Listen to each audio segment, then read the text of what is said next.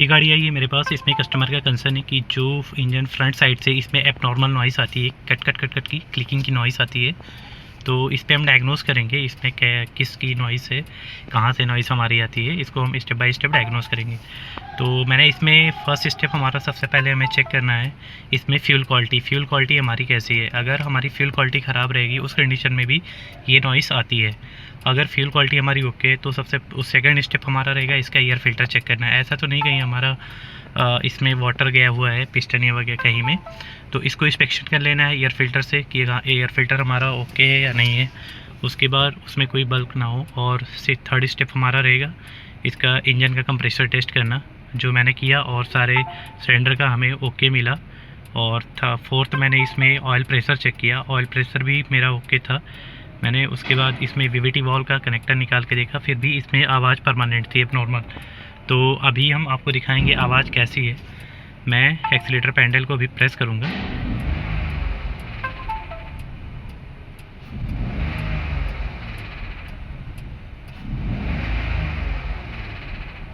ये देखिए, जब मैं एक्सीलेटर पैडल को प्रेस करता हूँ तो इसमें कट कट कट कट की नॉइस आती है।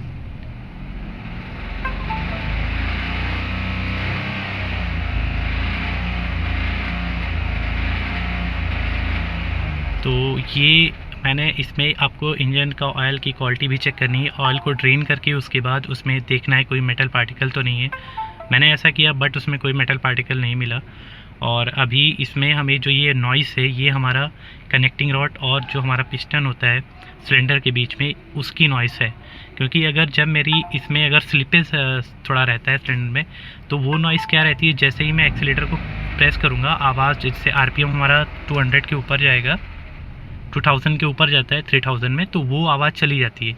वो आवाज़ ऐसी रहती है जैसे मैं छोड़ता हूँ फिर कट कट कट की आती है। लेकिन इसमें क्या है, अगर मैं आरपीएम को बढ़ा रहा हूँ, अभी 3000 पे है मेरा आरपीएम,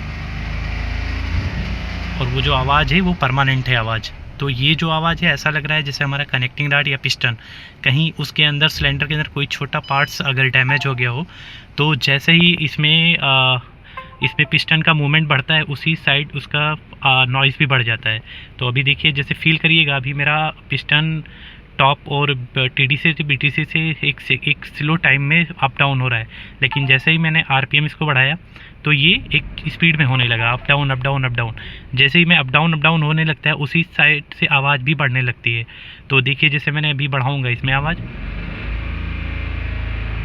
अब क्या है, पिस्टन का हमारा मूवमेंट बढ़ गया है और कनेक्टिंग रॉड का ये आवाज़ भी साथ में बढ़ गई है।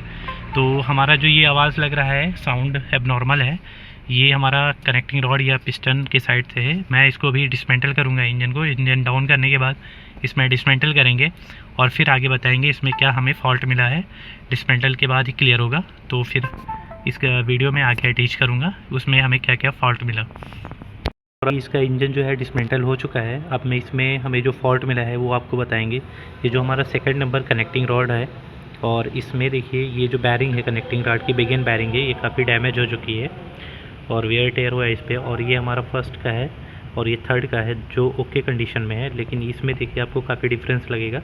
ये जो है ये पार्ट हमारा या तो पार्ट क्वालिटी अच्छी नहीं थी इसलिए ये हुआ है। और इसके बाद हम दिखाएंगे जो हमारा सेकंड नंबर का कैप है, कैप के साइड भी बैरिंग जो हमारा लगता है उसमें भी थोड़ा वेयर एंड टियर हुआ है। ये देखिए इस साइड में हल्का, ये साइड इसमें भी। तो ये जो आवाज़ थी इसी से थी। और ये ऊपर के साइड में देखिए यहाँ पे भी थोड़ा डैमेज है, तो इसको हम चेक करेंगे। इसको भी रिप्लेस करना पड़ेगा। और इसके बाद इसके कनेक्टिंग रॉड और पिस्टन को रिमूव करने के बाद हमें सिलेंडर ब्लॉक में चेक करना है कहीं कोई स्क्रैचेस तो नहीं है। अगर हमारा कुछ स्क्रैचेस मिलते हैं तो इसको हम फेस कराएंगे या तो फिर आप ब्लॉक को चेंज करेंगे।